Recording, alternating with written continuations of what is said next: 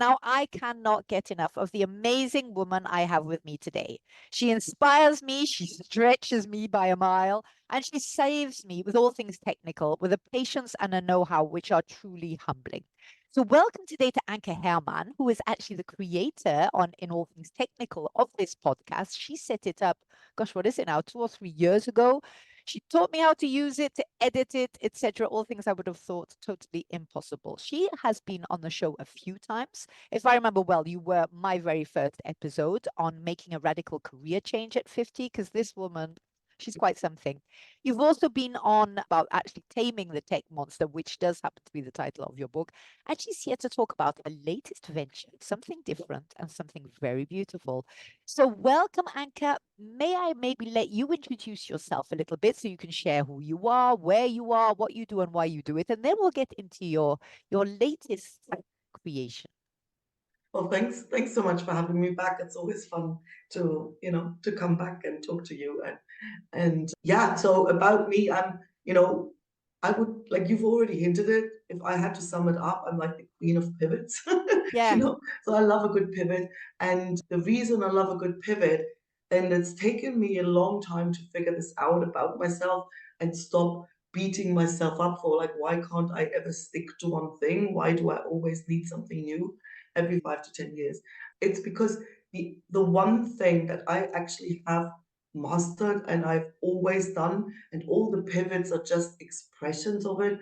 It's the process of creation. yeah, It's this taking an idea, ooh, this sounds like fun, like this vague, big picture, more of a vision, and like now taking this and breaking it down. It's like, how are we gonna do this? What do I need to learn? yeah, Who do I need to connect with? What do I need to implement, plan, map out? Like that's the process that I have seen over and over being always the same. And it doesn't matter whether you make a dress, whether you translate, that was my first career, yeah. whether Just go you on, fill in a little bit on the details. You're well, it's like, German, look, I and then you started moved off as a to language teacher. Like Australia. I started off in East Germany as a language teacher. Then I got out of East Germany in the West. I'm like, I don't know the school system here. I kind of like to keep the languages, but I don't want to teach in a system I don't know. So kept the languages, but actually got my degree in translation. So then, I moved to Australia and found that getting a job in translation was like literally impossible. So I was like, what else can I do? And I was thinking like, well, I could do a lot of things. Well, nobody really recognizes that unless, Yes. what they're like on resumes, like, oh, have you done this before? But I was lucky and I stumbled in the software industry. And I was literally sitting there like, oh, Jesus, I'm too old for this. I'm a woman. Like, this is all kind of men stuff. And I don't know how I can make this. And I'm not technical, right? Because I was more of a language girl. I like maths, but not really, you know, not really a tomboy in that way. Yeah. Right? And it all felt really overwhelming until one day it dawned on me, like, wait, programming language, it's got vocabulary and it's tiny. It's got structure, so it's got grammar, and it's nice and neat and rigid, and it's got no exceptions. So bottom line, it's like a real language, just simpler. And Yeah. that was really what shifted it. I was like, oh, yeah, now I know how to learn a language. So I know now how to How make this mine, clever. And so right? true when you put it that way, right? Yeah, it's a Exactly, methodology, it's a way of thinking, massive, and you massive have, insight, yeah, And then it turns out where I was like, ooh, I'm coming in here too late and with the wrong background. It turns out it was actually my superpower because, yes, like, see, I was the person who could talk to people. Like, I was yes, the tech person who could talk to people, and clients would always want to talk to me because I would be able to help them shape. Like yeah, they go say, oh, I just want something to prove whatever, right? And so now let's flesh this out. What does this actually look like? Listening to what they said and more so than what they didn't say, yeah, to actually pull out so we built the right thing and not what the client said, right? So yeah, that part was actually the superpower, right, and so I got to see that every time you start something new, you actually carry everything else across, right. right? And it was the same when I look at the most extreme pivot I've done was when I moved to Spain in 2004 and thought, well, I need to have my creative side out. I want to follow the passion and I started a sewing business. Yeah. right? And I quickly saw that making a The dress for sewing message. people, She was making flamenco dresses, flamenco beautiful, dresses. stunning, in the south of Spain, right? The Yes, country of as one does. flamenco, right? I mean, I had no idea when I started, but it was the same process. The process of like, how do I figure out how to do this to start with? And then I realized, isn't it funny? Because making a flamenco dress is actually exactly the same as building software or a translation project. Like the process, I got to see it Process. over and over. The process is always the same. Like there's the same phases and there's the same phase of confusion. Oh, I don't know what I'm doing here. I don't know, like where you kind of step in the dark, where you take in a lot and you have to kind of sit this out to come to the point where it's like, oh, yeah, this makes sense now. I don't need this. I do need this, where it starts to take shape. And I see it the same in the business world as well, because, the sewing business, it got tiring, to kind of hammer out 50 dresses for performance every Saturday. And so I thought, like, I don't want to do this when I'm 60, Yeah. And so there was another pivot. And so I kind of came back to, I did coach training because I thought what I've seen about starting my own business, moving countries, like I want to support other people who have a passion that they're like, oh my Yes. God, I want to do this thing, but I don't even know where to start. And then they go and get sucked into, oh, just buy my 6-step proven success formula and you'll be zipping on the beach, pina Yeah. colada. And in 6 weeks, I saw so much of that I thought, like, I want to support people through, To like, help really them do it, right? understand Yeah. what the process is. Because Yeah. if you know that all the confusion is normal, you stop beating Yeah. yourself up Yeah. about it, Yeah. right? And so I did coach training, and then it turns out most of the time that's not what people are looking for. Like you Tech, don't know, right? it's the kind of stuff you need that you don't know you need. So Yeah. most of the time people come like, that tech stuff, like, can you help me with the Yeah, tech? I mean, At the the end tech of the stuff, that's day, what I go to Anka the whole time. And what I admire so much about you, Anka, is that you do have this incredible creative side. You have the guts to think, yes, I do want to follow my passion, etc. But you really do it, right? Lots of us, including me, have lots of extremely creative ideas, etc. My podcast would never have seen light of day without you, because the ideas were all there, but then I was completely blocked and overwhelmed by the tech side, my own limiting beliefs, just overwhelm in general about what are the steps, how do I do it? And you do have an absolutely magical way to simplify that all down, to break it down. You listen, you encourage people in the right way, and you speak their language. To come back to use your language words, you do speak the language of your client when you're explaining your tech. So anyway, as you can all see, this is really who Anka is and her absolute magic. But so we're going to come to something else, because we've just had a later pivot, which is something which has been on your heart for a long time. I know it's been a topic that we've talked about regularly, etc. But you've actually created a business out of it. I'm a bit like, wow, she's taken this, something which I know is so dear to her heart, and she's now made a business which is, growing and growing. So tell us about your latest venture. it's funny because I actually thought, oh God, have I just like pivoted again? And I'm like, you know what? It doesn't actually feel like that. Yeah. It feels like it's just sort of narrowing in. It feels like everything I've done before has Yeah. given me the skills and the experience I needed to create this, Yes. And so it's going to be like the case study. I've had a second book brewing for a while. It's still in that digestion phase where I'm Yes. like not quite tangible, but it's getting clearer. Like this project's going to be the case study for it, because it's Okay. literally like this process of creation of like, oh my God, I have an idea to, okay, here's the thing, Yeah. like literally here I've documented all the steps. Right. Like I've documented all the things I did and why it could get as far as it did as quickly, right? Because that's the thing. Most of it wasn't the first time. So the idea came because I'm crazy about dogs, always have been, Anka loves and dogs. absolutely nuts. And so I've had my own dogs since I moved to Spain, like sort of 20 years ago now. And I've always thought, like, I want to do something with dogs, for dogs, because there seems to be so much need for education to kind of respect them more as beings that aren't just toys to or tools Yeah. to need to be bossed around. And you see, like, how parents just teach their children the same old stuff that has dogs end up in shelters, right? Yeah. So there was Yeah. this kind of like something needs to be done, and and helping out in a shelter is the thing, right? And so I had this big project that I've been carrying around with me for years, until, you know what it's like when you have an insight and you see something. It's like, there was a course offered for how to start a newsletter. And I'm like, I know how to start a newsletter. Right? And then I'm thinking, well, I'm curious to know how he teaches that, because he's a copywriter that I'm following, and I'm like, oh, I'm curious what he teaches. So I'm like, okay, let me sign up for this and see how he positions it. And so now obviously we need a sample, we need an example, like a project for it. Oh, I could use this. I could write, yeah. And I'm like, well, this is exactly what I'd say to a client who comes with a big fluffy idea. It's like, this isn't going to get clear in your head. Like, you're going to have to start moving, and the path will reveal itself as you're moving. I say that all the time. You've probably heard Right. me say it, Yeah. right? And I'm Yeah. like, why don't I walk my own talk? Okay. Instead of big fluffy dog project out there, which will never happen, I can start. I would love to write about dogs, you Right. know? So, well, that was on a Thursday or Friday. Then over the weekend, I fumbled around, like, oh, I need a cute name. And I came up with the name. The domain happened. It's Watching, Soul Touched by Dogs. which I think it's a lovely And soul I was like, touched by dogs. you And there's know, a like, it's paw, kind of, there's a oh, paw on the logo. It's so sweet. exactly, right? So it's like, it's that, like, when it came to me, I was like, I knew that was it.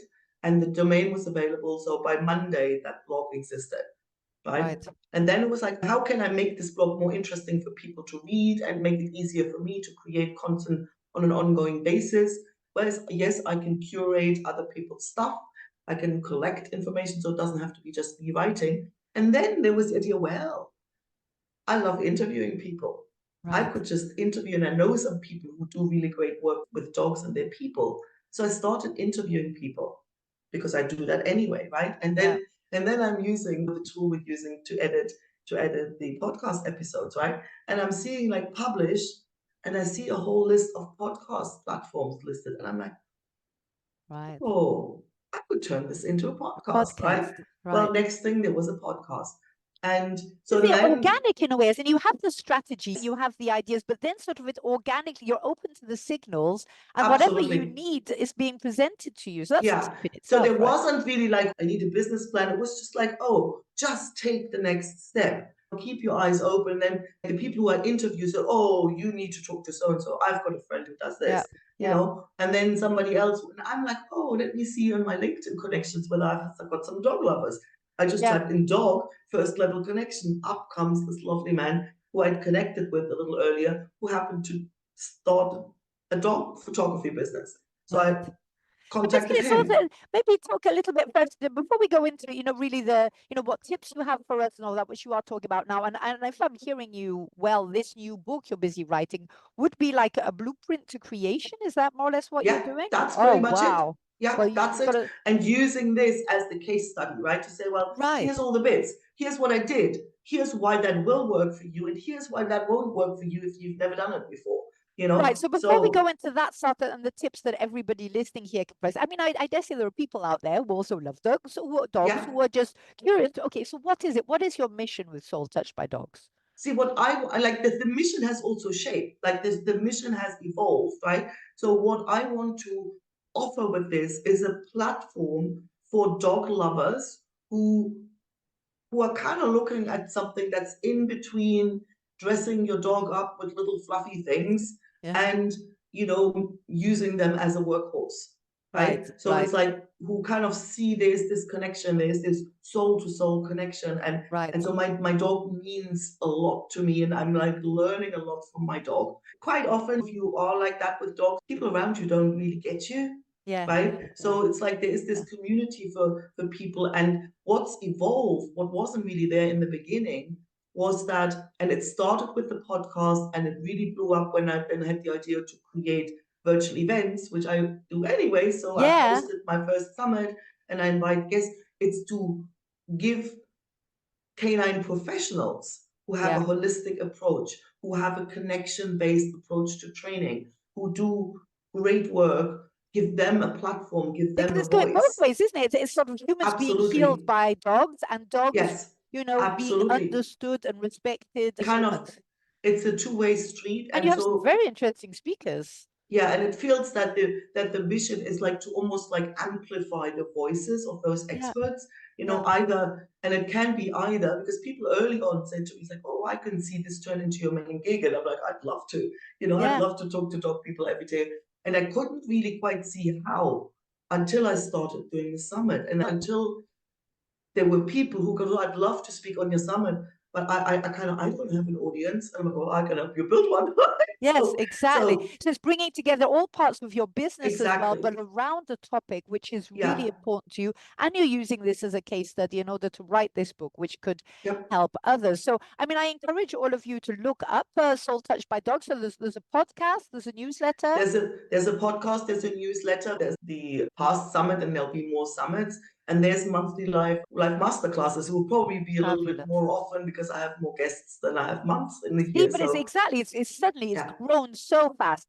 But okay, so for the listeners today, because this episode is two sides. One, I do want to talk about your Soul Touched by Dogs because I think it's an amazing topic. I think it's a very important subject. Of course, I feel very guilty because now I'm a cat owner, right? And I hope Red's not listening to me. I hope he's not got his ears shut. But I know exactly what you mean, and I also know exactly what you mean about people not completely getting you. And actually, if I may just very rapidly an anecdote, I once went to a dinner party with sort of friends with whom I didn't really sort of interact much. And to be honest, I've spent more time speaking with the dog than I did with people. I was very glad that the dog was there because he actually helped me also buffer my feeling ill at ease because right now to get back to sharing this magic that you have, this unique gift I find of a mixture of the tech side, the procedural side, the understanding, the human understanding of people, and that you've created this process for any creative idea that we want to put through, but one that actually gets you to make it. Because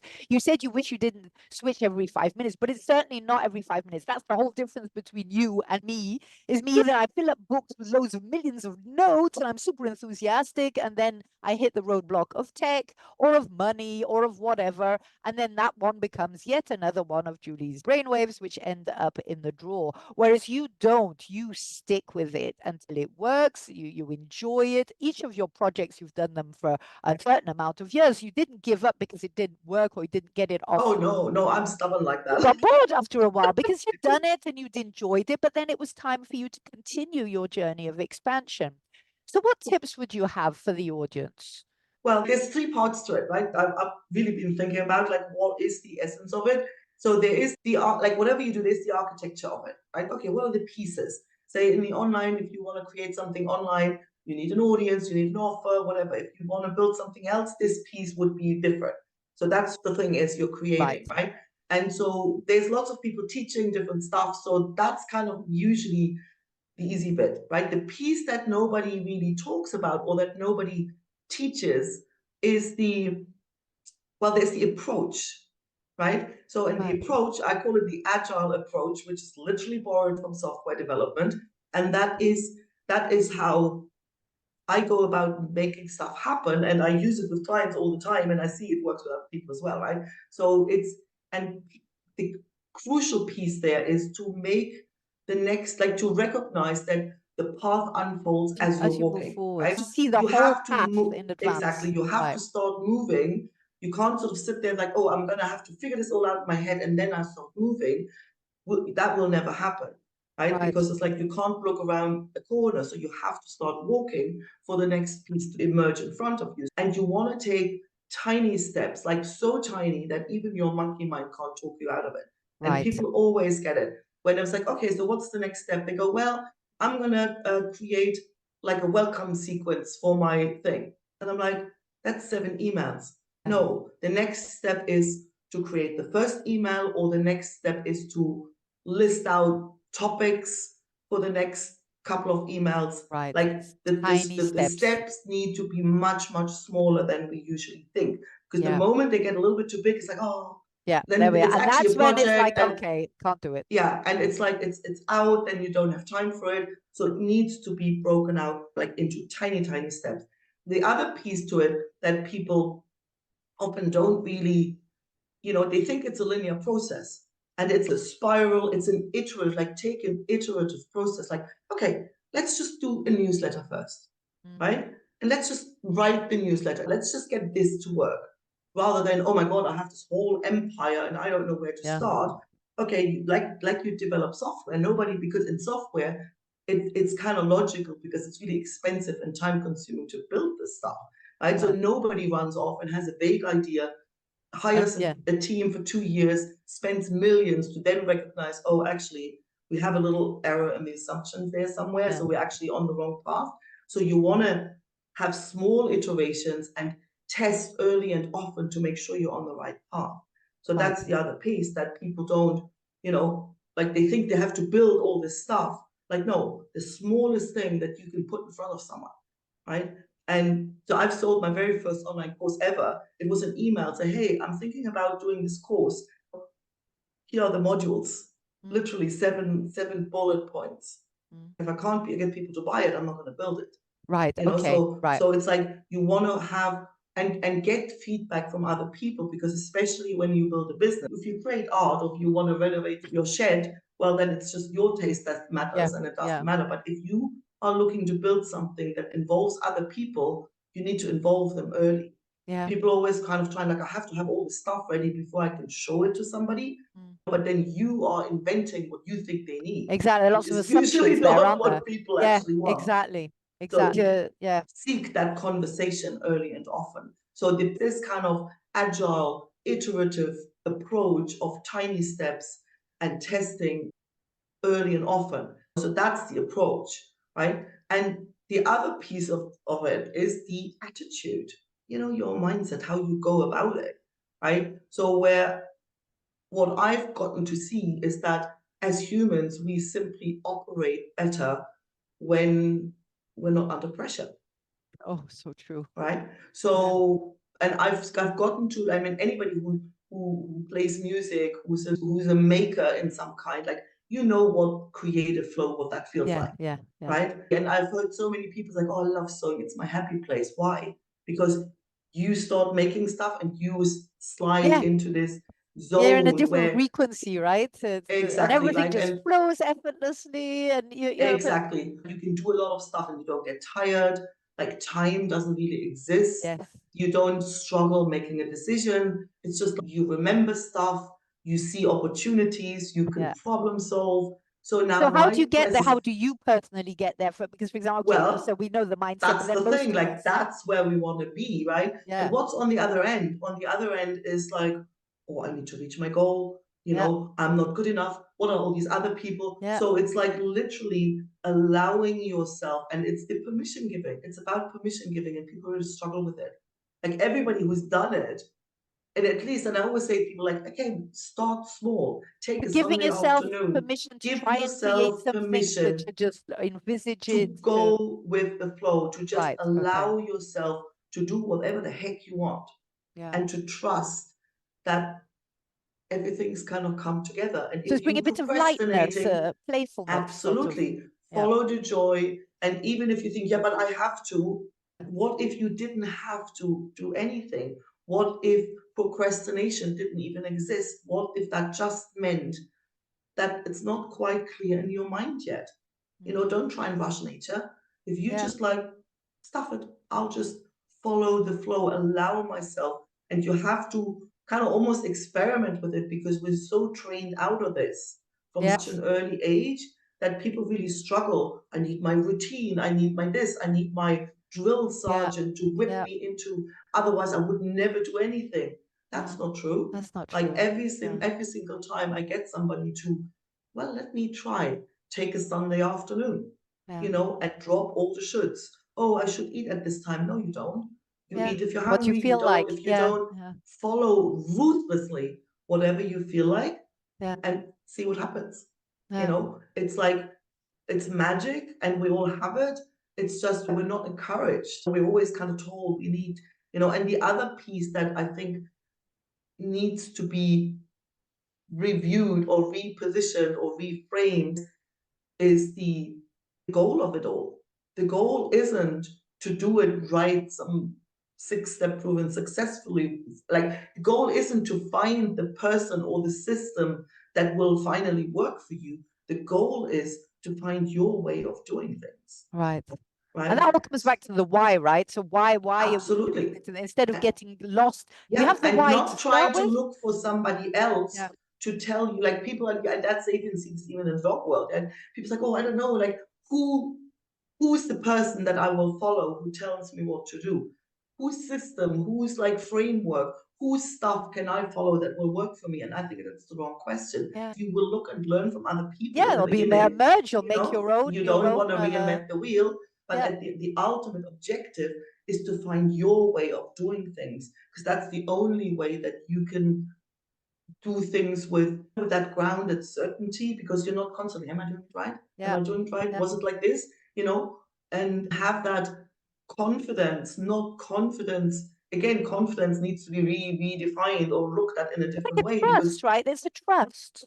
yeah, A and the trust in your trust own not idea and the in value. and not because people always like, oh, well, I'm not confident, because they try and trust in their competence, they try and trust in their abilities, and when you stop something, you're not gonna have any, No, and you right? can learn So them, right? So it's you trust in your capacity to figure things yeah, out. yeah, yeah, You yeah. trust in the value of your idea, and you trust in your ability to learn and to evolve, and you That's right. always have that. I mean, And it's the true for so confidence many comes things, from right? where?